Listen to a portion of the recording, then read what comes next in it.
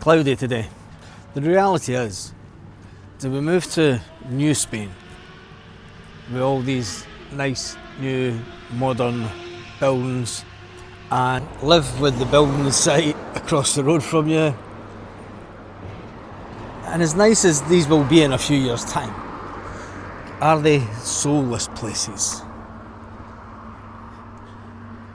It's a modern take on the old whitewashed villages of Andalusia and regions like that. But with so many properties being built in this area of the Costa Blanca, it amazes me to think, where are all the people coming from?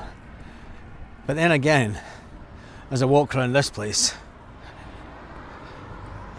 and yeah, there are one or two cars here, but you look around the rest of them and you can hear the building site over there, but they're soulless. There's no one here. They're holiday homes. So do you move to Spain? Do you stay in Spain in an area with fantastic looking buildings like these? Nice, new, modern, but when you look at it,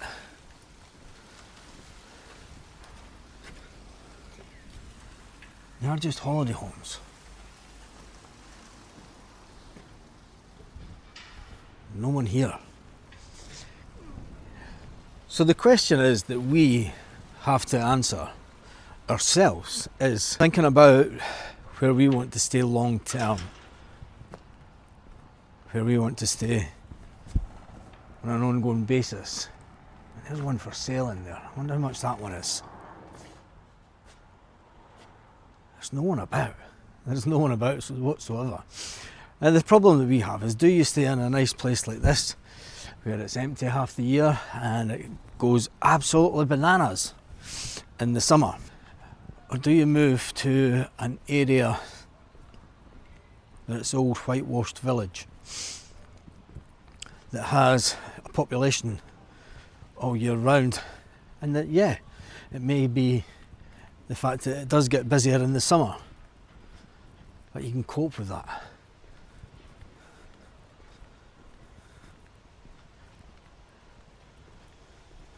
This is just weird. It reminds me of 2020 walking about places like this. It does actually remind me of 2020 when you're walking about. There's no one here at all.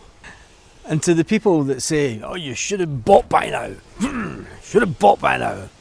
I think about the tax that we would have had to pay when we moved, because we didn't like the area ultimately, didn't like the way that it was changing.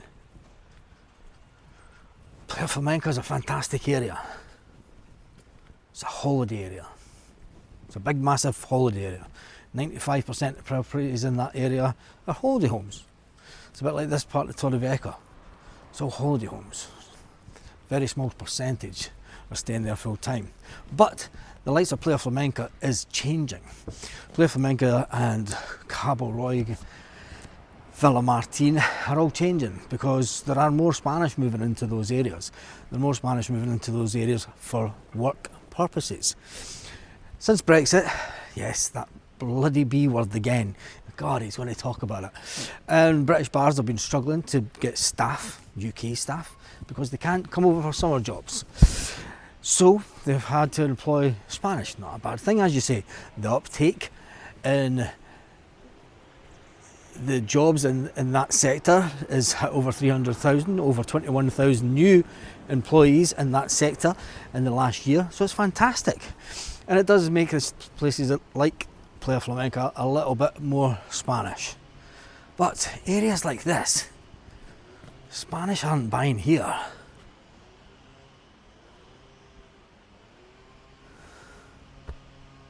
So the simple fact is, we've tried urbanisation living. As good as it is, it has its upside and its downside. It can be deadly quiet in the winter months. Can't go in the pool. The summer it's completely crazy and mayhem. People partying all night. And when you're trying to work And remember, we are completely different from a lot of people that watch the channel, because a lot of people that are moving to Spain are moving to retire. So what we're looking for and what you may be looking for is completely different. The fact that you've still got 15 years of work left to go. So we're in a different position completely. So urbanisation, living, it's went down the pecking order. We lived in Torrevieja after that. Lived in Torrevieja for 2 years. Fantastic city. Town. Big town. It's not a city. And that has changed beyond belief. It's changed beyond belief, Torrevieja, because it just has. And I think anyone who knows the town knows the changes that it's went through. The fact that Ukrainians and Russians are the biggest expat populations in the town now says it all. And it just wasn't for us. It just wasn't the authentic Spain that we're looking for. So then it then takes us on to the next move, to the Campo. You can't get more Spanish than living in the Spanish countryside, can you? And that's fine, but we maybe just picked the wrong town. And we realised that we do like going out a lot. We do, although we don't go out the way that we used to when we stayed in Torrevieja. But there's certain things that you like to have on your doorstep. So Campo living, it's pipe and slipper stuff for me. It is pipe and slippers. It's not yet. And then it takes us to our next quest. Where will we go next? As fantastic as these look, this area is a good few years away from being complete. It's going to be a building site for the next 2 or 3 years. But ultimately, Karen and myself had a kind of dream of the type of place that we wanted to move to. And it has only been in the last 6 months that we've really started to think about a long-term future. We are in no rush to move from where we are because we have a fantastic deal. And it's a fantastic location. And there's lots that we still love about where we stay. But at the weekend, and towards the end of last week, we did go up to another town, seaside town. We are both in agreement that we need to get back to the seaside. Where? Well, we kind of narrowed it down. We did go up to a place at the weekend, Villosa, and check out the playlist for them. It's a fantastic little town. It has a lot of history, it has a chocolate factory, and it has a fantastic seaside and a fantastic old town. But when you get into the nitty-gritty of the town, and when you get into further into the town, it just looks like Torrevieja, to be honest. You know, it's just the same, it could be anywhere. And that's not what we're looking for. It's not what we're looking for at all. Go yourself, big man. Don't know if you heard that. So yeah, keep watching the channel. It's because in a couple of months' time we will be going to a location to explore. Not sure for how long yet, but we're going to go down to a location to explore, and it's going to give you a completely different side of Spain. It's going to give you something completely different than you get from this area, and it's something that we need to do for ourselves. This channel was always about our journey, and for people that say, oh, hurry up and buy a house, you know, well, we are in no rush. We are in no rush.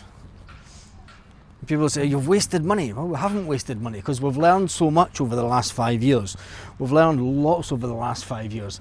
Lots about the different areas and about the different way of living here in Spain. We now know that we don't really want to live off grid. We know that we don't want to live in certain areas. So where is it? I'm not going to tell you. Anyway, who is buying all these properties? Who is buying? Because it's not really the Brits, is it? And they're building thousands upon thousands of homes out in this area. So who is buying them? Is there a price limit that people will pay for these type of properties in this area? Or is the bubble about to crash on the property prices in Torrevieja? Who knows? So tell me what your favourite parts of Spain is. And are you a traditionalist, or do you like these modern new... Remember, that's 2 houses. Back home that would be the size of 1 house. And that's going to be 2 houses. Are you a fan of the modern, or are you a traditionalist? And deep down, you like the little whitewashed villages in old Spain, tapas bars, things like that. Hasta luego.